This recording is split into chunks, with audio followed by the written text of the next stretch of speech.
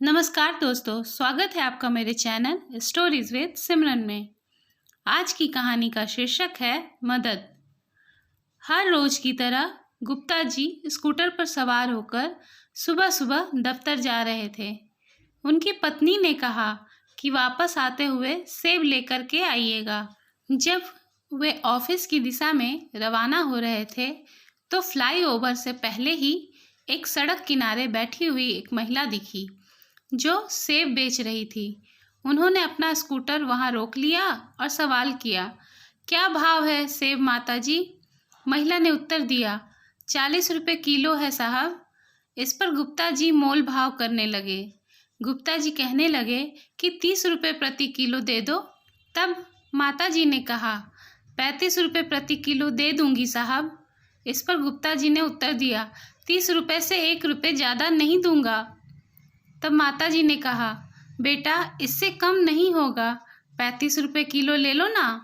गुप्ता जी ने अपने स्कूटर की रेस बढ़ाई और कहा, 30 रुपये से 1 रुपये ज़्यादा नहीं मिलेगा। देना है तो दो, नहीं तो रहने दो। माता जी ने कहा, बेटा ऐसा मत करो, ले लो ना 35 रुपये प्रति किलो, इससे कम नहीं मिलेगा कहीं।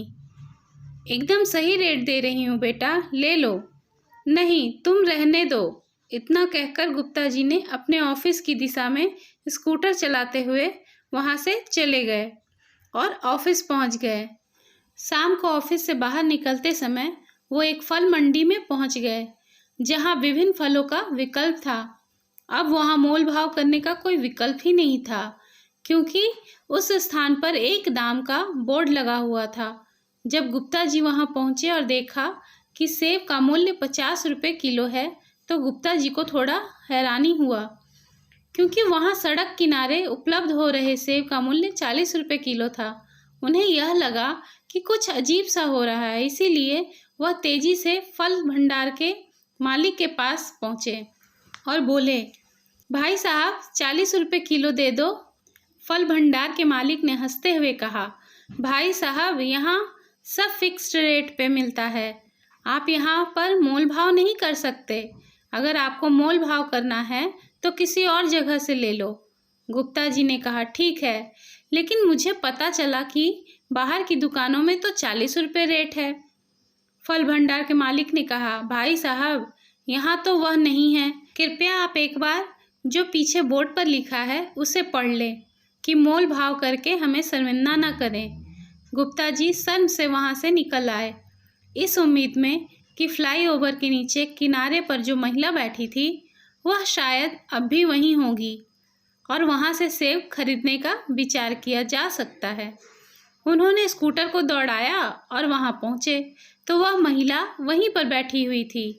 महिला ने गुप्ता जी को पहचान लिया और कहने लगी कि 35 रुपये किलो, बस मोल भाव मत करना साहब। गुप्ता जी मुस्कुराए और कहा, कोई बात नहीं माता जी, आप 2 किलो सेब पैक कर दीजिए और इसके लिए मैं आपको 100 रुपये दे दूंगा। महिला ने कहा, मेरे पास खुले पैसे नहीं है साहब। तब गुप्ता जी ने कहा, खुले की ज़रूरत नहीं है माता जी, आप रख लो 100 रुपये और 2 किलो सेब मुझे दे दो। महिला ने मुस्कुराते हुए कहा, आपका बहुत धन्यवाद। गुप्ता जी ने कहा कि मैं अभी अभी एक बड़ी दुकान में देख कर आया हूँ, वहाँ पर भी सेब 50 रुपये किलो ही मिलते हैं, तो वहाँ से लेने से अच्छा है कि मैं आपके यहाँ से ले लूँ। माता जी की आंखों में आंसू आ गए। उन्होंने कहा, मैं कैसे बताऊँ साहब, हमारी स्थिति इतनी कठिन हो गई है कि सड़क किनारे फल बेचने के लिए मजबूर हूँ। एक बीमारी के कारण मेरे पति की मृत्यु हो गई है, कर्जा भी बहुत बढ़ गया है, हम सबसे सहारा मांगते रहे। इसी कष्ट से बाहर निकलने के लिए मुझे सड़क किनारे ये फल बेचने पड़ रहे हैं। यह एक आशा है कि कोई इसे खरीद लेगा, लेकिन कोई खरीदता ही नहीं। इस पर गुप्ता जी ने कहा, इस तरह की बातें मत करो, मैं कल सुबह फिर आऊँगा और कुछ पैसे लेकर आऊँगा तुम्हारे पास। घर पहुंचकर गुप्ता जी ने अपनी पत्नी को 2 किलो सेब दे दिए और चुपचाप सोफे पर बैठ गए। मैडम ने पूछा, क्या हुआ?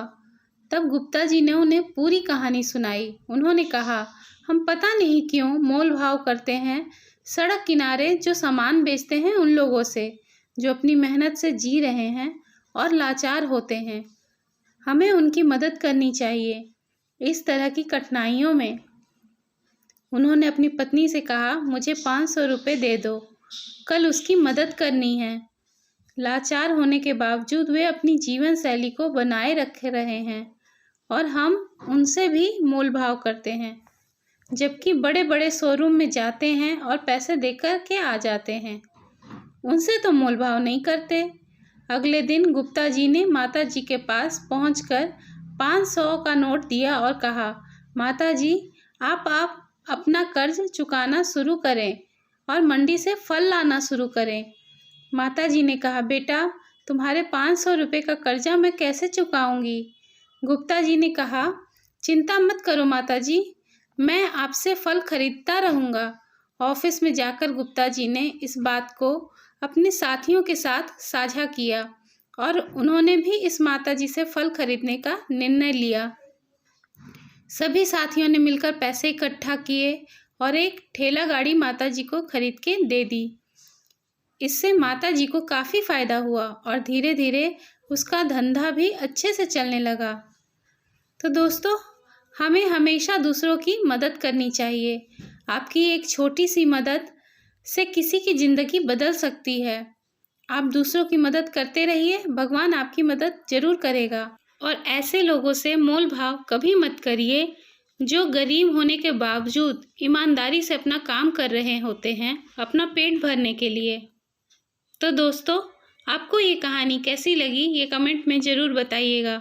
यदि आपको ये कहानी पसंद आई हो तो इस वीडियो को लाइक और शेयर ज़रूर करिएगा। ऐसी ही कहानियाँ सुनने के लिए मेरे चैनल को सब्सक्राइब करना ना भूलिएगा।